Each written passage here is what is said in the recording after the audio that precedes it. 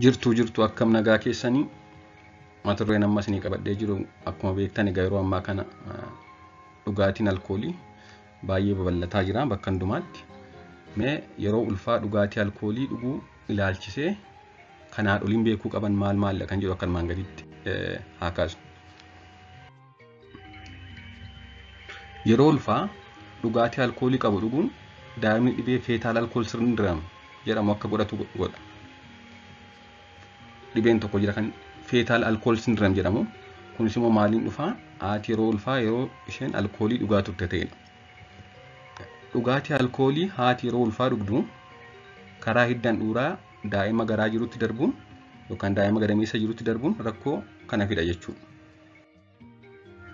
Haa xiqqaatus haa guddatus hanga alkoolii yeroo ulfaa haati tokko yoo dhugdu rakkoo mataa isaa qabatee dhufa. Kanaafuu hanga alkoolii ammas yoo dhugde rakkoo hin qabu. Fakkeenyaaf guyyaatti tokko yoo dhugde akkasoo ta'e rakkoo hin qabu, yoo ji'atti tokkos dhugde rakkoo hin qabu kan jedhamu jiru.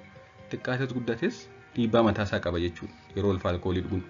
Haa ta'u malee dhiibbaan inni fidu amma alkoolii dhuguun sun yookaan amma haati dhugde baay'ataa deemu dhiibbaan isaas dabalaa deemu yookaan miidhaan isaas dabalaa deema jechuudha.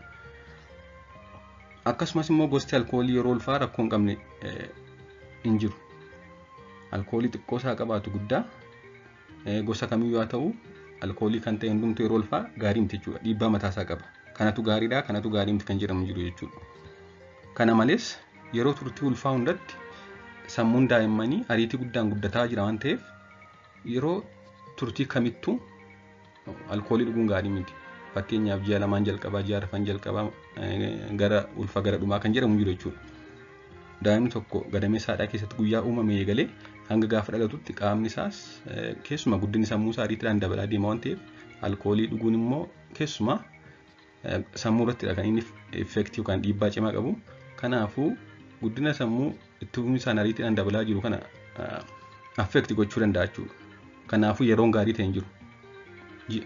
Maaliif kana kaasuu barbaade? Fakkeenyaaf ji'a sadan arfan jalqabaa rakkoo hin qabu kan jedhan faana namoonni jiru jechuudha. Haa ta'u malee kun gaarii miti jechuudha.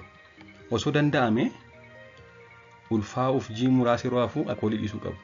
Egaa akkuma waliigalaatti namni osoo alkooliin dhugu ta'e gaariidha. Akkasumas immoo ispeesifikaalii amma dhiibbaa alkooliin haadha irratti qabu osoo hin ta'in daa'ima irratti qabu waan haasaa jirruuf daa'ima isheef yoo yaadde ji'i tokko ji'a lama yeroo hafu alkoolii dhiisuu qabdi jechuudha yeroo ulfaa'uuf karoorfattu.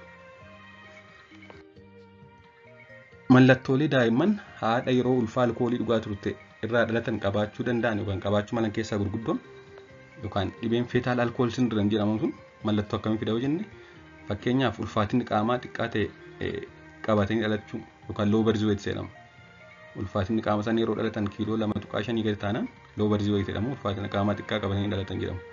Egaa haati alkoolii dhugaa turte taanaan daa'imni ishee kana qabachuu danda'a jechuudha. Akkasumas immoo hidhiin gara olii haphii ta'uu, qabiyyeen mataa isaanii xiqqaachuu yookaan maayikiroosefalas kan jedhamu. Qabiyyeen mataa isaanii gaafa naannawaan mataa isaanii lakkaa'amu xiqqaachuu. Akkasumas immoo funyaanii fi hidhii gidduu bakki jiru diriiraa ta'uu. Filaatti faltiraama namni kuni hidhii gara olii funyaan gidduu bakki jiru noormaalii kan diriiraa hin taanedha. Bakki kun diriiraa taanaan egaa tariitii haati alkoolii dhugaa turte jechuudha. Akkuma suuraa irratti argitan kana small eye opening, smooth filteram, thin upper lip kan jedhamu jiru egaa. Akkuma suuraa irratti argitan kana funyaanii fi hidhiin gidduun filaatti kan ta'edha jechuudha. Smooth kan ta'edha. Hidhiin gara oliis immoo kan haphii ta'edha. Inni gara biraan dandeettiin dubbachuu, dandeettiin barachuu, dandeettiin yaaduuf yaadachuu akka waliigalatti IQ'n isaanii gad bu'aa kan ta'edha. Kanneen kaan bira gaafa wal bira qabnee ilaallu kanneen haati yeroo ulfaa alkoolii dhugaa turte.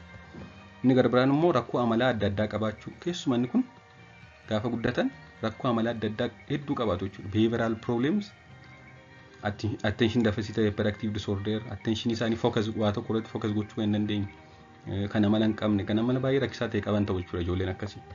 Kana malee immoo qaamni qindoominaan waa dalaguu dhabu yookaan poor coordination kan jedhamu godhachuu danda'u. Onnee, kalee akkasumas immoo lafee isaanii irratti illee wanti kun dhiibbaa mataa isaa qaba jechuudha. Uumamaan onneen isaanii qaawwa kan qabdu yookaan kan hin cufatiin hafte ta'uu dandeessi.